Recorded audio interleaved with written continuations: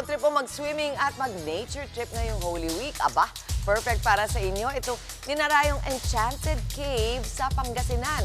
Silipin natin yan sa report ni Tito Mondi Lopez. Bago tayo mag-goodbye sa Pangasinan, final stop natin ang Enchanted Cave sa Bolinao. Sa entrance, bubungad ang malawak na hardin at cute na monkey. Say hey! Mahaba ba ang lakad papunta sa Enchanted na kuweba?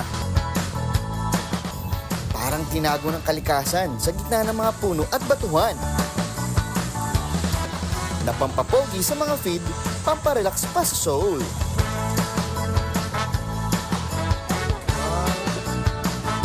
Yes mga kapatid, nandito tayo ngayon sa Enchanted Cave at alam niyo ba na itong mga sa paligid ko, ayan yung mga corals na yan, mga 10 milyong taon na yan ay bahagi na ng dating dagat.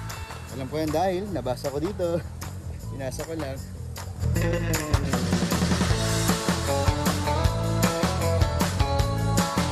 Dito may pa-swimming pool muna habang hinihintay ang turn nyo na pumasok sa kuweba.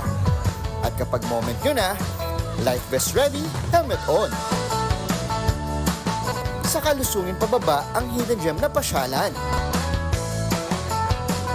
O eto na, cables plus malamig at relaxing na tubig. Worth every step para sa isang enchanted experience na ito.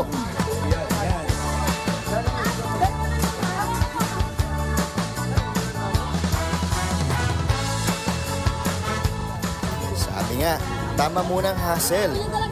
Nature kagad mo na yan. Sobrang nakaka-relax. Refreshing.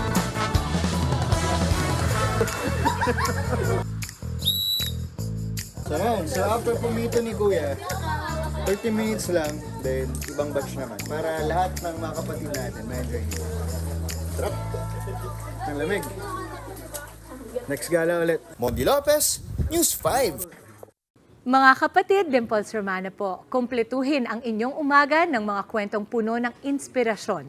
Salubungin po ang bawat araw ng may ngiti at pag-asa.